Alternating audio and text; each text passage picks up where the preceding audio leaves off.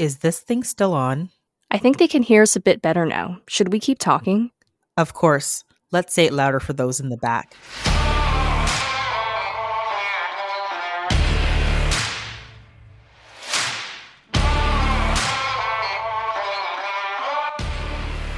Hi, and welcome to the Gritty Nurse Podcast, an unfiltered discussion about health and healthcare. My name is Amy Archibald-Varley. And my name is Sarah Fung. And we are your podcast hosts. If you're listening on Apple Podcasts, Spotify, YouTube, iHeartRadio, or any other podcast platform, don't forget to hit subscribe so you can get updates on new episodes. If you love our podcast and our advocacy work, please go to www.grittynurse.com and click on the Support Us button. This will give you access to exclusive episodes and early releases on a monthly basis. This will help us with the costs of running the podcast, the time and energy to put out awesome and informative episodes. And for that, we thank you and we appreciate you.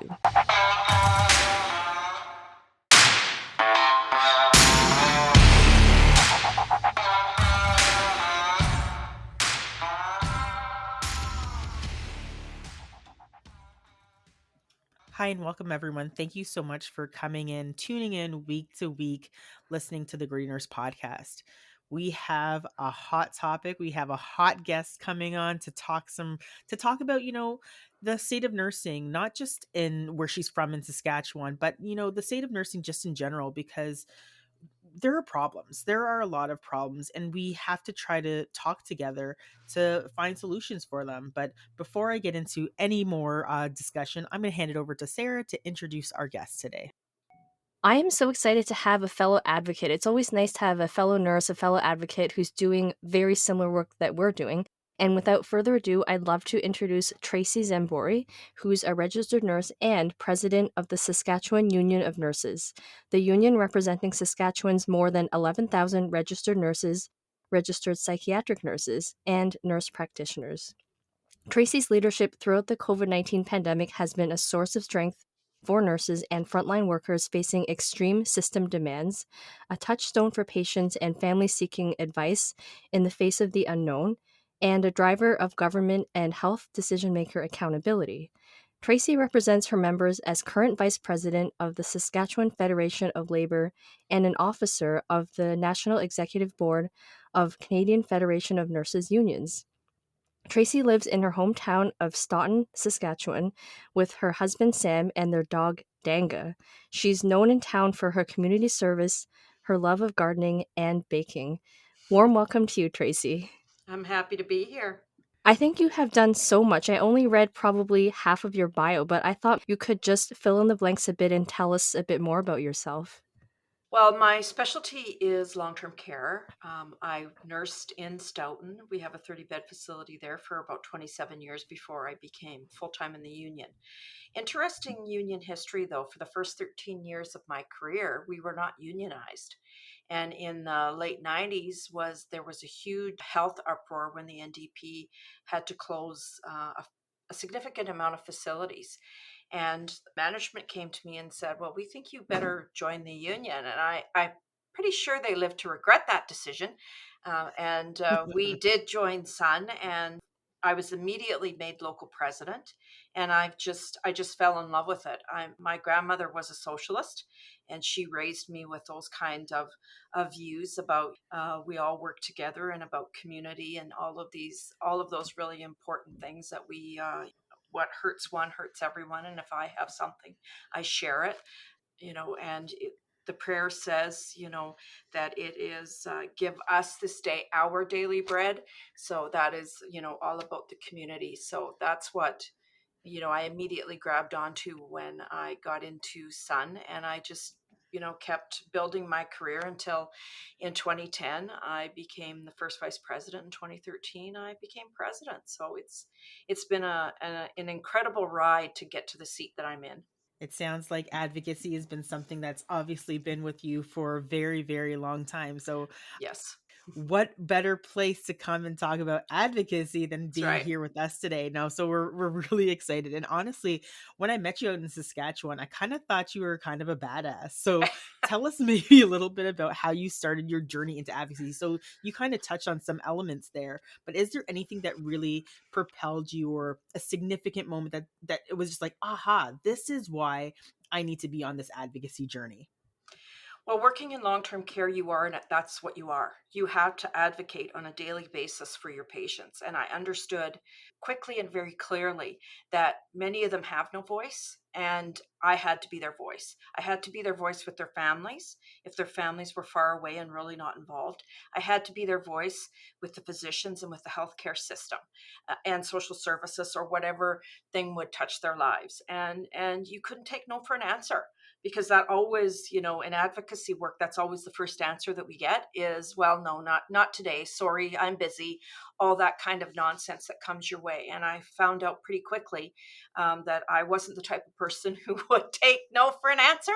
And although I did have to take some knocks, I mean, you cannot continually pound on people. That does not work.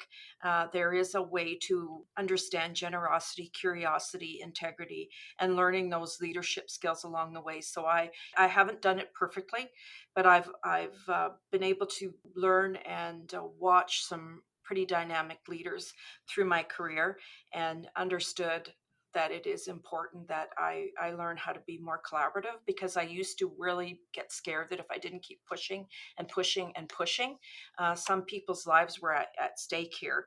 And I found out that there's a bit of a better way to do it, a little bit more nuanced way, depending on the situation. I mean, there's times when, particularly as women, we can't step back. We have to keep pushing forward and knocking down whatever barrier is in our way, whatever way we can. And I've learned through the years that there's to recognize when what situation requires what kind of advocacy. I think that's really great. So, I mean, we do learn a lot about advocacy for patients. I feel that a lot of these skills actually translate into advocating for ourselves and advocating for nursing as a profession. And you touched on an important point where you're not advocating alone. There's strength in numbers. It's about the team approach. And I think that we need to take that team approach when it comes to advocating for healthcare and the state of healthcare right now. And I know Amy was out in Saskatchewan recently speaking to nurses. We are obviously here in Ontario. I'd love to know a little bit more about the state of healthcare in Saskatchewan and what's happening out there right now. It's the same as Ontario. It's a disaster, just smaller numbers of a disaster. Because to put it into context, there's just over 1 million people in the entire province of Saskatchewan. So our largest city is just over 250,000, 300,000 in there in Saskatoon. And I will say that their emergency room at the Royal University Hospital is like a third world country in a war zone. Our members are being asked to do more than any human being should be asked to do. They're putting their careers on the line every day. It's extremely difficult. I don't know if you had time to look at any Twitter, Amy, but you had put out a tweet yesterday about cup half full or cup half empty. And I tweeted back that I felt half empty because, again, yesterday I met with a group of nurses from here in Regina, and it was just another story of near tragedy every day. And these are people that are finally just relying on each other to try to figure out how to get through their days, how to make sure that their patients are getting the care that they need. And I've been speaking with a lot of registered nurses over the past, I don't know, about 12 weeks now, and the stories are just, they're just getting worse by the day. And to see too now that we meet with the health ministers in Vancouver, present them with research and evidence showing solutions on how we can move forward here to work on this health human resource crisis, because we're not so elitist that we know it's not all about us. This is about the entire healthcare system. It's not just about registered nurses. They just couldn't find their way to an agreement. What the hell? I saw that yesterday too, and it's actually quite a shame because I actually had done some consultation with the federal government in relation to some of this work. Mm-hmm. And again, it baffles my mind because nursing has been talking about this for such a long period of time. Like, it's not getting any better. Like, I don't see, and this is the hard part, right? So this is why I put that tweet out talking about whether you feel like the glass is half full or half empty. And I've been feeling like that for quite some time. I'm trying not to be nihilistic about it, but it feels like things are just getting worse. We're not hearing those solutions or solution focused types of resources that we might need. And it just feels like things are getting darker and heavier. Like some of the stories, like I'm sure you're hearing them too, Tracy, are devastating. I Mhm. had one of my nursing friends reach out to me, and my passion love is labor and delivery, and that's where I like my most of my nursing practice came from. And I had worked at this organization before, and she's telling me, she's like, yeah, this is how a normal day looks like. Labor delivery is one-to-one care, and she's like, we have 3 nurses to staff today, 3 nurses for the entire labor and delivery unit for a large organization too. This is not like even a small hospital. This is a delivery center where they're seeing anywhere upwards of 5,000 plus births a year. I know how scary that is. I've been there when we have, a C, like let's say we have an emergency C-section. How many nurses does that take? That will take 3 nurses, leaving nobody on the unit to watch any of those other patients that might be delivering at that time. How is it that we are okay to let this happen? Managers know that this is happening. Directors know this is happening. Leadership team members know this is happening. But there's this weird disconnect where the public doesn't really have a clear understanding that this is what's happening. And we're trying to message this out to folks. And I know that, here in Ontario, there's a little bit of a difference in terms of the flavor, in terms of, spitting information out. I'll be honest. I think most organizations have no idea what to do with me. I say what's on my mind. I'm a truth speaker, and I'm gonna say that here are the challenges, and here's what's happening in healthcare. But I know that in Saskatchewan, that's not the case. Could you maybe touch a little bit on how difficult it is for nursing voice to be heard, and how the public doesn't really fully understand the gravity behind this crisis right now? Well, part of the issue with the public is unless they're actually personally touched by it, they're just going on in their lives like it's just a regular old day. That's true. It's happening here too. Right. It isn't until they land up in the emergency room, or God forbid now, that their child gets RSV or COVID, and they can't even go and get a simple Tylenol from the drugstore, and then they land up in the emergency room. With the public, that is a huge situation. We also have a very conservative province that is they did not embrace the truth around COVID. There was a quite a large contingency that were against the vaccinations, against masking, against the public health protocols, period. And we also had a government that did not listen, not for 1 second, to the professionals: physicians, registered nurses, epidemiologists, virologists. So it made it extremely difficult to be a practitioner in this province. And it's still very difficult today. I mean, the government has really not admitted that there is health human resources, particular nursing crisis in this province. And so they came up with a bit of a strategy that they thought might work, and they've hung their hat on internationally educated recruitment, which, yes, it's important. We must look offshore. The Filipino registered nurses that come and work in Saskatchewan, the healthcare system would collapse without them, and no doubt about it. But that is a long-term solution. We don't expect anyone to grace the borders of Saskatchewan before April or May of next year. And out of 700 potential vacancies as of today, the 10th of November, they're thinking maybe 12 people might come. Wow, that is a shame. That is a huge shame. Like how can you even say those words and not think I'm an idiot? How I Oh, can't jeez. how can I even say this to people? So there's nothing for retention. So nurses of my age, mid to late career, there was nothing in this plan to keep the people who have actually propped up the healthcare system for the last 3 years. Nothing for that. There was some incentive for brand new graduates or someone coming from away, about $50,000, and then they just recycled a whole bunch of different things they'd already done, and some new seats. But again, we're looking at, that's 4 years before there's any. And as for people speaking out, as you heard us talk about, Amy, It's very dangerous in Saskatchewan for a registered nurse to speak out. The employer is intimidating, is making people feel frightened, and is just bullying. They get quite pissed off when they hear me talk about this, but it's a fact. One nurse that we had who was quite vocal was called in for a coaching session. And the local president who is very astute, said, "We'll stop this right here unless you want about 10 grievances filed right here and now." And Right. their skin is as thin as tissue paper, and our members are exhausted. They tell me, "You know what, I can't deal with that shit. I cannot. It's all I can do to show up for work." And yeah, you are our spokesperson. You need to speak on our behalf. It was unfortunate. Some people don't understand that I have to do the talking for them because they can't, and they're afraid to do it.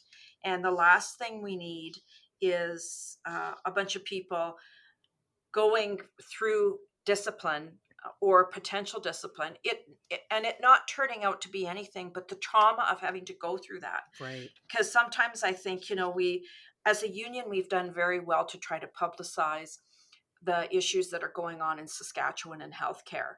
Reporters got so that they didn't really want to speak with me. They wanted more of the sensationalism of speaking to a frontline nurse. So that would happen, but then that media outlet would leave, and it would be us that would have to try to clean up the mess left behind because someone who, with all the best intentions, is speaking out about their situation and the employer isn't having it. So this is why we absolutely caution our members that they should not do that right now. That if they have a story to tell, I can tell it, or we can help them write it and tell it the way it needs to be spoken, because it's just not worth another layer of stress and trauma on people who have already been so traumatized in the last 2 years. Wow, that is so unfortunate. Like, I think that any nurse that does speak out, they are always thinking in the back of their mind that they're going to lose their job, they're going to be reported to the college. But to actually have that happen and to have to go through all of that is just unthinkable. Like, I think all the time about how COVID could have been a really good opportunity for nurses to become empowered and to speak out. And if anything, I've seen the opposite happen, where nurses feel even more afraid than they did before to speak out. And for good reason. Like, I can Uh-huh. see through these stories that you shared that it is a very difficult situation to be in. And I read an article recently where you said, "Our members tell us the system is broken and not sustainable. They are becoming burnt out, anxious, and going home crying because they feel someone in the waiting room will have a tragic outcome as they can't provide care." I think there are so many challenges right now for nursing, but what do you see as the biggest challenge, and what do you really want the public to know about nursing as it is right now? Well, the biggest challenge is that we're working in an atmosphere that's untenable, that there isn't enough of us there to actually give safe patient care. The two registered nurses for an entire unit is across Canada. It's a pan-Canadian issue, and it's no different in Saskatchewan. We are working so incredibly short-staffed, and the people that I spoke with yesterday, the members that I spoke with yesterday, nothing is slowing down. They're 5 people short, but they're expected to continue on giving the treatments, doing the work that them plus those other 5 nurses that aren't there are supposed to do. There's no admittance by the Saskatchewan Health Authority or the government that we cannot continue at the pace we're going because we don't have enough registered nurses to safely deliver care in XYZ program. But we keep pushing and pushing and acting like there is not a situation, that we aren't in a real crisis. And now we see, like, how much does the federal government actually take it seriously when we've Right. got when we had a golden opportunity last week, and we just let it go right down the toilet. We let it go right down the toilet. And registered nurses are watching. They see that the people that are supposed to be protecting us, the people that are supposed to be making sure healthcare is safe and that we can function within our scopes of practice, within our licensure, are turning their backs on us. They absolutely did that. They absolutely turned away from us when they had a golden opportunity to work with us. And because we're more than willing to work, to go forward with this. And when I talk to my members, they can just get some hope that someone is actually paying attention, that someone is actually going to come and speak to them. They say, "You know what, maybe I can keep going." But when they keep getting shit on and shit on and shit on, they are not going to continue to do this. And it's coming now from across the country. You could see my face, Tracy. Like Mhm. I'm fucking mad Yeah. because this is where we have a problem. We have almost like a crisis within our own profession too. At the end of the day, like you're right. They don't give a shit. They don't give two shits about nurses. They don't. And this is one of the things that infuriates me because we aren't trying to selfishly take this on to try to bring the limelight to us. That's not even the type of people that nurses are. What we are trying to sound the alarm on is the fact that we keep on seeing we're seeing the harm that befalls on patients. We're seeing the devastating effects of someone, getting a late stage cancer diagnosis. We're seeing the devastating effects of knowing that, oh my God, this is how my assessment should go, and I don't have time to actually do this assessment properly. Hmm. Hmm. So whatever is going to happen for that patient is going to go by the wayside. Or the fact that there are critical incidences that are occurring that are absolutely preventable, but we can't do anything because we don't have the human resources or the ability to do it because we just don't have the staffing. And it makes me really mad Hmm. that nurses out there can't be the ones to say, look at what's happening in our emergency departments. Look at what's happening in our pediatric departments. Like I'm sure, just as with you out there, our pediatric departments out here are on fire. Oh, And now definitely. we're talking about these, oh, maybe we should bring back mandatory masking.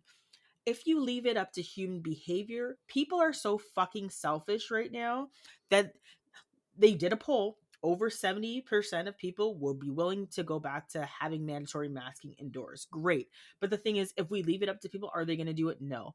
Nurses are just trying to say, hey, more folks are going to die. We're going to see higher risks of mortality and morbidity. And for whatever reason, I think I have an idea.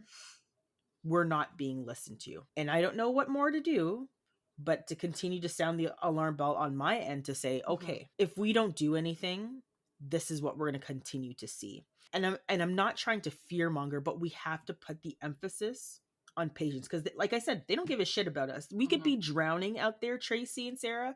We could be having one nurse on a unit, and they're still not going to close the unit. They'll keep everything open, and we could be drowning, and they're like, oh, they'll just keep coping. They don't complain really, whatever, don't worry about them. But if it befalls a patient or a family member and they're like, Hmm. this is what happened to my loved one, now everyone's listening. We have to continue, when we're having these conversations, pointing it to the fact that this is about patient safety and patient healthcare outcomes, because that's what the government cares about. That's what our leaders and administrators care about. They don't care if we leave the hospital and we blow our brains out. They don't care. And that's a very sad and unfortunate reality, but they don't care what happens to us. Do you guys think they care what happens to us? No, but they will care if a patient dies in the emergency department not receiving care and the family makes a big deal about it. It shouldn't be like that, but that's how the system works. So again, feeling this half empty glass, how do we move? How do we make these changes? How do we urge our governments to continue to have these conversations? I mean, Sarah and I are going to be in Ottawa, and I guess that we need to make some noise when we're out in Ottawa to be like, hey, PM, Mr. Trudeau, what are we doing here? Because I feel like it's only going to continue to get worse. What we hear, and it's, finger pointing back and forth and all of that, like the federal government's going to say, well, we can't tell the provinces what to do with the money. There's all this bullshit back and forth. The provinces say, we want the money and we don't want you to tell us what to do with it. The federal government is saying, but we have to tell you what to do with it because we don't want it to go somewhere else. And then the whole thing just goes away. But I do think, though, that we need to start at a different place. And we've come to realize this. We have to start with ourselves. We have to start inside of our own selves, inside of our I agree. organizations, and start having these conversations. We met as a Federation of Labor yesterday and had a really good conversation about how we can start thinking about things in light of the QP Ontario situation, which was an eye opener for all of us.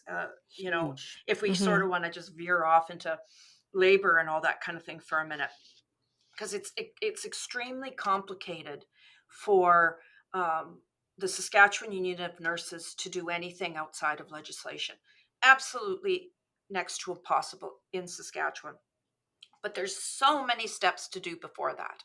And it is having that face to face conversation that I've been having for the last 12 weeks with members from all over the province.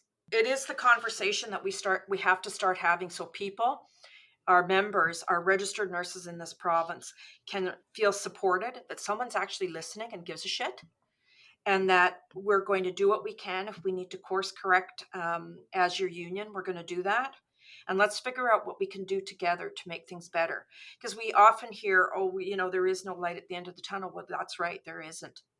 We have to make the light. We are the light. We can be the light, and we just have to keep pushing and kicking. It's a old Bruce Cockburn song. You got to kick at the dark till it bleeds daylight.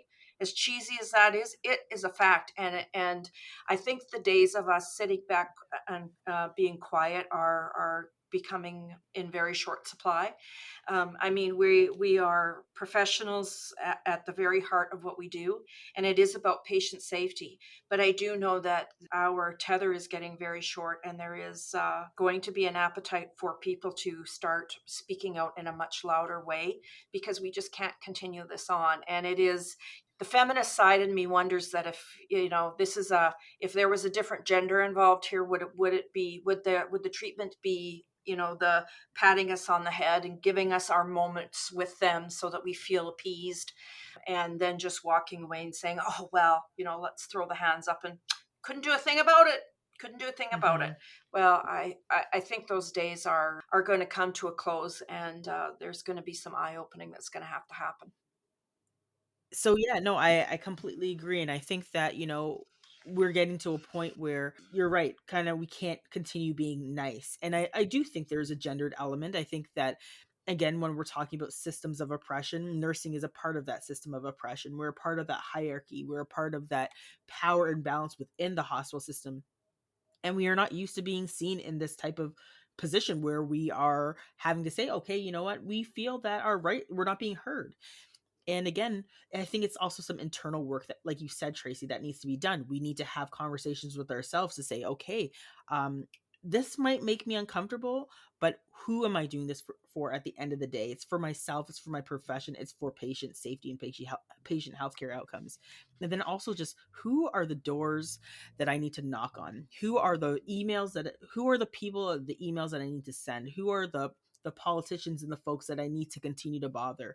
And I think that it's that piece of activism that we need to start seeing, because I get it too. I get a lot of nurses saying, at the end of the shift, I'm tired. I understand that you're tired, but activism doesn't necessarily have to look like you standing in front of the politician's door and banging on it. It could be through sending an email, it could be through sending messages all the time. Like, there's got to be different ways that nurses can mobilize their voice in a way that for them feels safe, and then two, that they feel is okay and acceptable.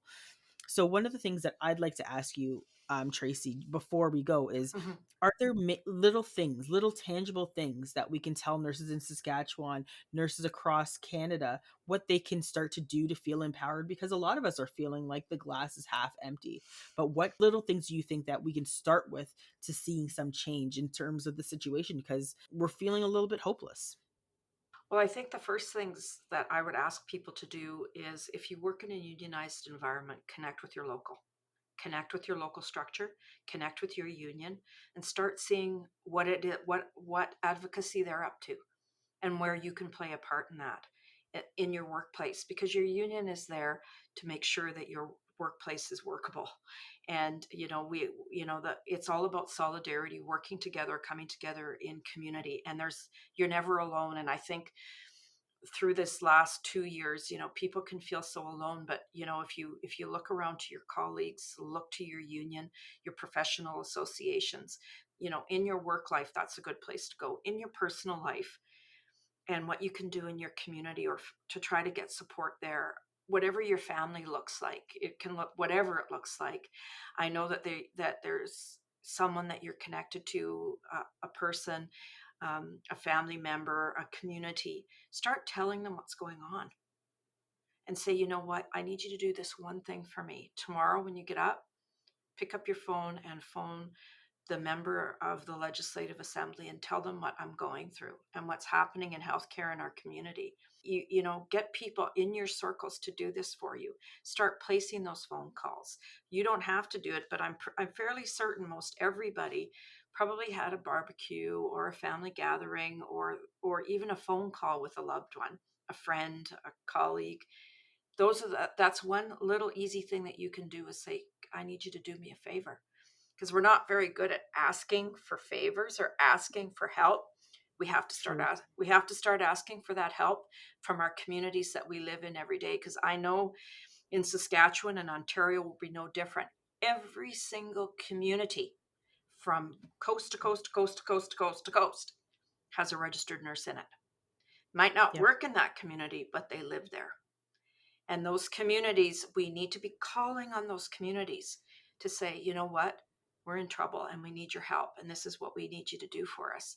And that's a very easy, non threatening thing that we can do. And play the love card if you have to. If you love me, if I really do mean something to you, this is what I need you to do for me. And I can Yeah. tell you that in small increments, it's working in Saskatchewan. I've heard from a number of MLAs and the health minister himself that they are hearing from an increasing amount of registered nurses in the province and their families. And I said, well, we're sending them your way because what's happening is not good, and you're the one who can make it different. Thank you so much. And I think those are such really small, tangible things. And I think you're right. Speaking to your family members, speaking to your loved ones, your friends about what's happening in healthcare is still advocacy. That's huge because then they will spread the message. I had this person tell me this, and this is what's happening. And the message continues to get spread. I think that's a perfect example and a perfect way that we continue to spread our message. And I do want to bring that last point where you mentioned about QB Ontario. We saw a groundswell here.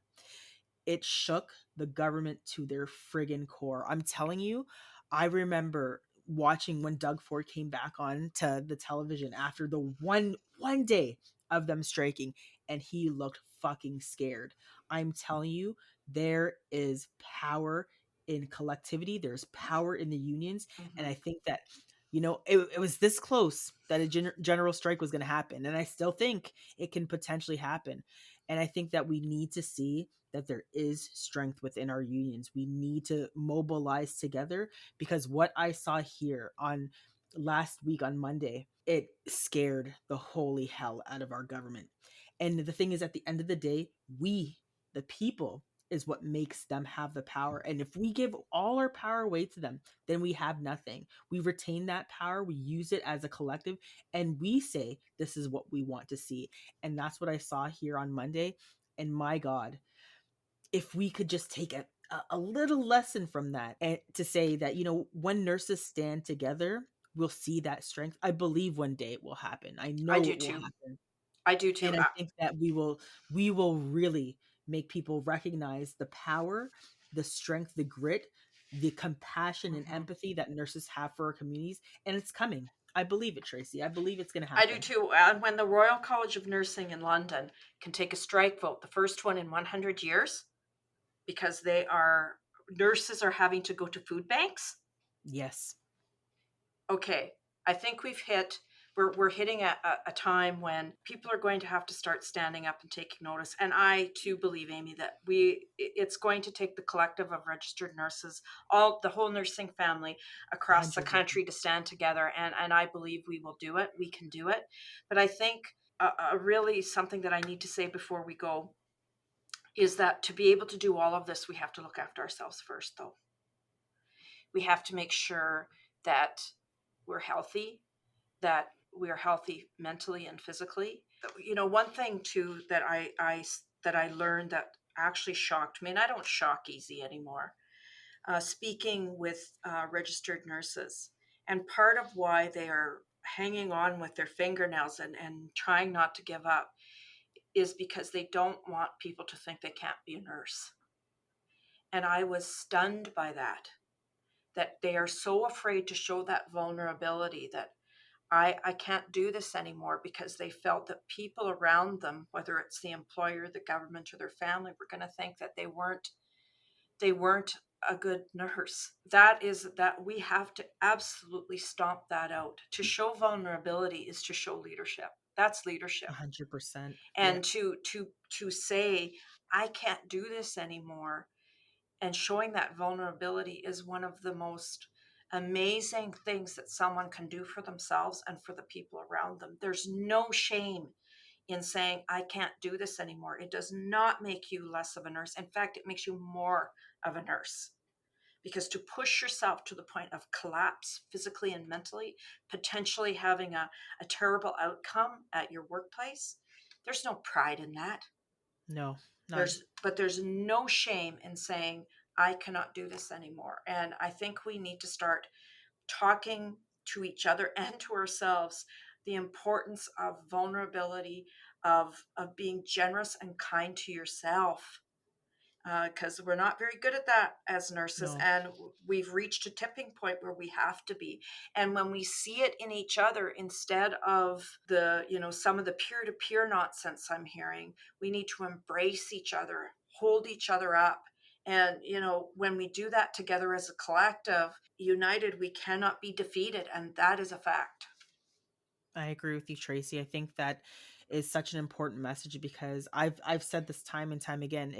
If you don't look after yourself, then there's no one else that can fulfill those roles of you as an individual, as a mother, as a friend, as a sibling. No one else can fill that gap. So it's so super important for you to take care of yourself. And I know that, as we are in this type of profession where we're caring for others, the most important thing is for us to care for ourselves as well, and to take that time. I think being vulnerable and saying, I need to take a step back, is actually, that's self-actualization. That's you realizing that you need to take that extra time. And there is no shame in saying that you need help or support, or getting additional help or support through mental health services or whatnot, whatever that you might need. So yes, please, if you're struggling as a nurse out there, or struggling as a healthcare provider out there, please take the time to look after yourself. I think mental health has been the undercurrent that we haven't really fully talked about over the last 3 years. And it is definitely one of the most important aspects to making sure that we can continue to look after patients and families. If you can't look after yourself, then you definitely won't be able to look after anybody else. So please take the time to make sure you look after yourself. Thank you so much for coming on, Tracy. Oh, this was absolutely fabulous. I've loved every second of it. We're going to have to do this more. Yeah. The Prairie the Saskatchewan Edition. Nursing Podcast. I was just about to say. Yes, the Gritty Nurse Prairie Edition. I'm up for it. Absolutely. I'm telling you.